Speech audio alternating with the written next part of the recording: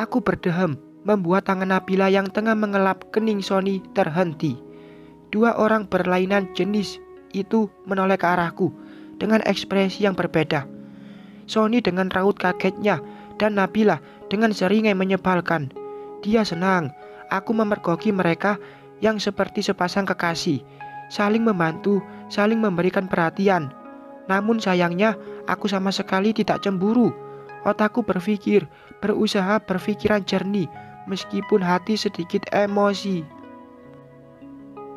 Sony yang tengah kerepotan memegang wadah bubuk kopi yang hampir penuh menyulitkan dia untuk mengelap keringat yang bercucuran. Pikiran baikku, mungkin Sony meminta Nabila mengusap keringatnya agar tidak berjatuhan pada bubuk kopi mentah. Namun diartikan lain oleh wanita itu. Dia justru keganjenan dengan memanfaatkan situasi ini untuk membuatku semakin cemburu. "Mbak, aku bisa jelasin. Ini tidak seperti yang kamu lihat kok," ujar Sony langsung mematikan mesin penggiling kopi. Dia keluar dari tempatnya, lalu menghampiriku yang berdiri di luar meja. "Tidak usah dijelaskan. Aku tidak apa-apa kok," ujarku, berjalan meninggalkan meja panjang tempat Sony melayani pelanggan, lalu duduk di kursi kayu yang terlihat bersih dan mengkilap. Sony mengikutiku. Dia pun ikut duduk di depanku dengan wajah yang masih takut dan panik. "Enggak, Mbak, aku harus tetap menjelaskan ini padamu. Tadi aku hanya minta dia untuk mengelap keringatku doang. Udah, itu aja, tidak lebih, Mbak. Kalau tidak dilap, nanti bisa jatuh ke bubuk kopi." Aku manggut-manggut tanpa ingin berucap lagi. Jujur, ada sedikit rasa tidak enak melihat mereka berdua. Entahlah, ini apa namanya? Cemburu kah? Atau hanya sekedar perasaan tak terima kalau yang mengusap keringat Sony adalah wanita yang memang memiliki niat buruk padaku dan suamiku. "Mbak, maaf." Sony kembali memegang tanganku dengan wajah melasnya. Aku bergeming. Pandanganku menyapu ke seluruh ruangan yang sepi dan hening. Mama yang tadi sudah masuk, tapi sekarang tidak terlihat. Begitupun dengan Sanum dan dua orang teman Sony. Kenapa hanya ada Nabila dan Sony saja di sini? Ini hanya kebetulan atau memang sudah direncanakan? "Mbak, maaf," ucap Sony lagi untuk yang kesekian kalinya. "Yang lain kemana?" tanyaku tanpa ingin menjawab kata maaf dari Sony. "Mereka sedang ada urusan, Mbak. Jadi barengan," kataku lagi memotong ucapan Sony. Sony semakin gusar, wajahnya semakin terlihat penuh tekanan. Namun aku terus bersikap tenang, seolah-olah tidak ada perasaan yang mengganjal dalam hatiku. "Iya, mereka pergi sebentar sambil menunggu barang datang." "Barang apa?" "Kami kehabisan bahan, Mbak. Barang yang kami pesan belum pada datang semua. Hanya biji kopi yang tadi sedang aku giling.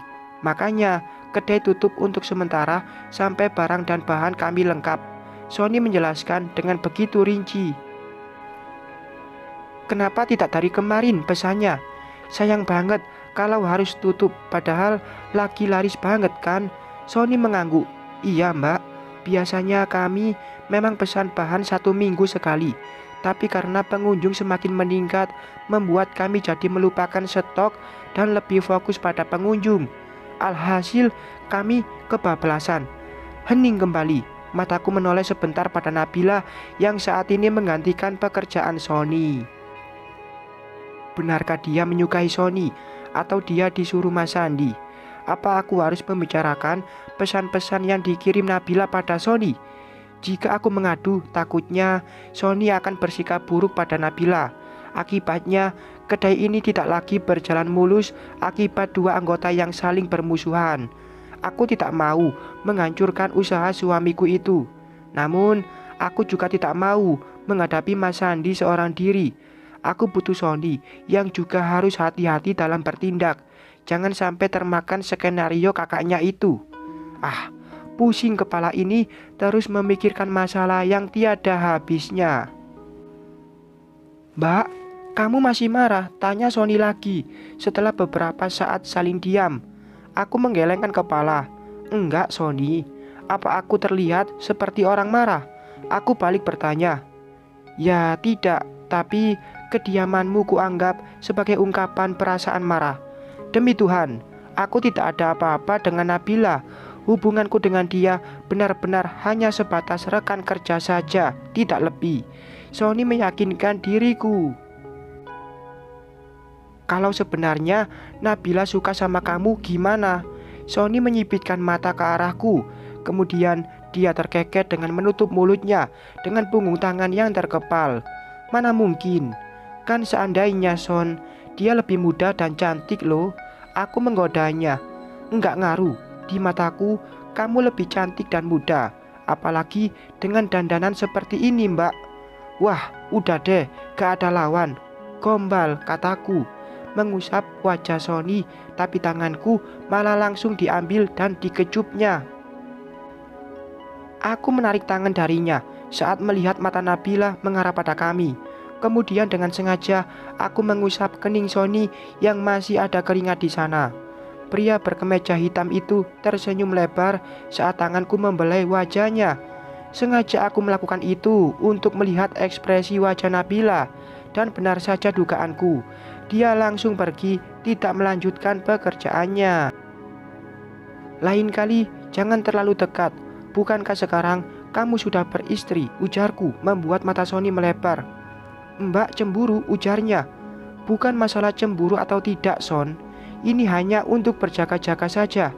Kadang apa yang dilihat orang tidak sesuai dengan faktanya. Takutnya nanti ada orang yang iri, dengki pada kita. Terus dengan sengaja mengabadikan momen tadi, kemudian membagikannya dengan judul yang tidak sesuai kenyataan. Mengatakan kamu selingkuh padaku misalnya.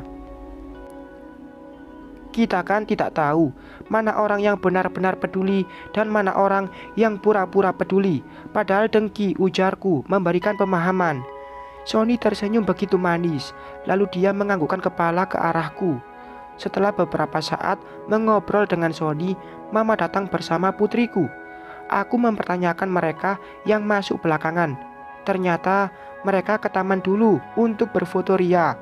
Dan putriku terlihat kesenangan dengan kepergian kami kali ini. Om, kok sepi? Tanya Sanum pada Sony. Iya nih sepi. Sengaja Om tutup. Kan tahu kalau Sanum mau datang ke sini. Om hebat bukan? Kalau begitu buatkan Sanum minuman dong. Kan haus. Kami tertawa bersamaan mendengar permintaan Sanum. Sony langsung mengabulkan permintaan putriku dengan membawanya sekalian ke tempat Sony meracik minuman. Tidak berapa lama, Sanum dan Sony datang kembali dengan membawa satu coklat panas. Mama menyuruh putranya itu untuk mengambil makanan dari dalam mobil yang tadi dibeli.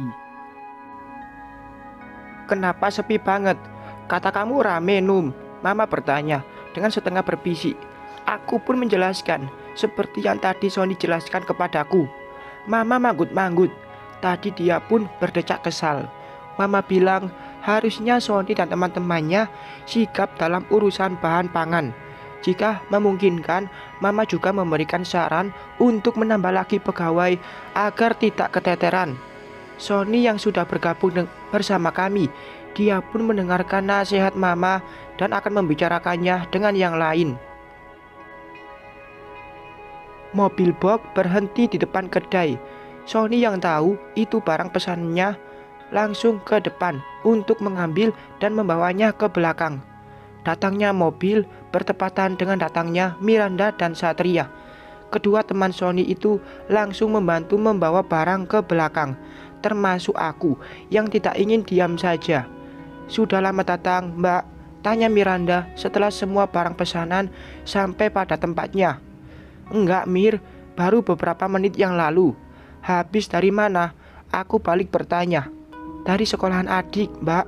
Biasa, bayar-bayar. Aku manggut-manggut, tanda mengerti. Tidak hanya sampai angkut-angkut, aku juga membantu mencuci gelas yang baru saja datang. Yang lainnya pun ikut sibuk dengan tugas mereka masing-masing.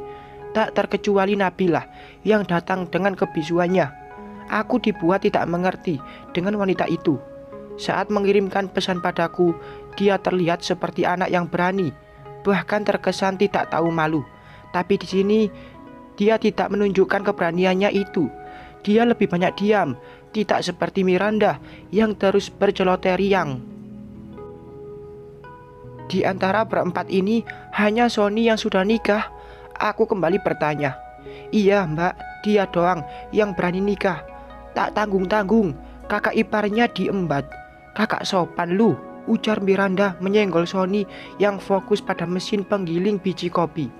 Sony hanya terkekeh, tidak berani menoleh. Dia membiarkan teman-temannya menggoda, mengolok-olok dia dengan sebutan ipar maut. Selesai membereskan barang yang baru saja datang, aku menyuruh mereka berkumpul bersama Mama untuk menikmati cemilan yang kami bawa. Seperti seorang guru, Mama memberikan pengalamannya dalam berbisnis agar kami yang baru merintis ini selalu optimis akan hasil yang manis. Maaf tante, saya permisi ke belakang dulu, ujar Nabila memisahkan diri. Mama hanya mengangguk sekilas, lalu kembali fokus pada pembahasan. Entah kenapa, aku penasaran dengan anak itu. Aku pun pamit untuk ke kamar kecil, meskipun mendapatkan tatapan tak biasa dari Sony. Beneran ke kamar kecil, Sony berbisik di telingaku. Iya, apa mau ikut, tanyaku, agar dia percaya. Enggak lah, di sini kamar mandinya benar-benar kecil. Nanti saja di rumah. Aku mendelikan mata yang langsung dibalas cubitan kecil di pinggang. Ah, dasar menyebalkan. Setelah mendapatkan izin dari Sony, aku pun langsung pergi ke belakang. Namun bukan ke toilet, melainkan ke ruangan kecil tempat istirahat Sony dan teman-temannya yang di sana sudah ada Nabila tengah duduk seorang diri. Boleh masuk, kataku setelah mengetuk pintu. Mau apa? Tanya wanita itu dengan wajah jutek. Mau ngobrol aja sama teman, sekaligus wanita yang menyukai suamiku. Boleh, saya masuk. Nabila tidak menjawab. Dia hanya memperbaiki letak duduknya dan aku langsung masuk setelah melihat wajah siap dari wanita itu. Siap untuk diinterogasi. Benar, kamu menyukai suamiku? Aku bertanya tanpa berbasa-basi. Iya, kenapa harus Sony? Bukankah kamu tahu dia beristri? Tidak takut, tidak malu disebut pelakor? Nabila menyeringai. Kamu tidak akan tahu perasaanku, Mbak, karena aku yang merasakan semua ini. Harusnya kamu sadar diri dan pergi dari hidup Sony. Kenapa seperti itu, kataku, memancingnya terus bicara. Karena kamu tidak pantas dengannya. Kamu sudah tua dan Sony masih muda. Apa jangan-jangan kamu sengaja memikat dua saudara itu untuk mendapatkan harta mertuamu? Aku menahan napas sebentar saat kata-kata Nabila begitu menusuk ke jantungku. Tuduhannya sungguh merendahkan. Aku tidak menginginkan itu. Jika aku ingin uang, justru aku akan bertahan dengan kakaknya. Kenapa? Karena dia yang punya perusahaan, punya penghasilan yang banyak dibandingkan Sony. Tapi sayangnya bukan itu yang aku mau. Sebaliknya, sepertinya kamu deh yang menginginkan uang dari keluarga Sony, ujarku. Seraya melirik dia yang menatapku tajam. Tubuhku majukan sedikit dengan kedua tangan bertumpu pada lutut. Jaga ya mulutnya. Aku tidak menginginkan uang Sony. Aku berteman dengan dia karena hati, bukan harta. Tapi sayangnya kamu telah mengkhianati pertemanan kalian demi sebuah uang. Buktinya kamu bekerja sama dengan dia, ujarku dengan lirikan mata pada ponsel milik Nabila yang menyala di atas meja. Di sana tertera dengan jelas nama abangnya Sony yang memanggil. Aku tersenyum penuh arti ketika melihat wajah Nabila semakin pucat pasi. Bersambung.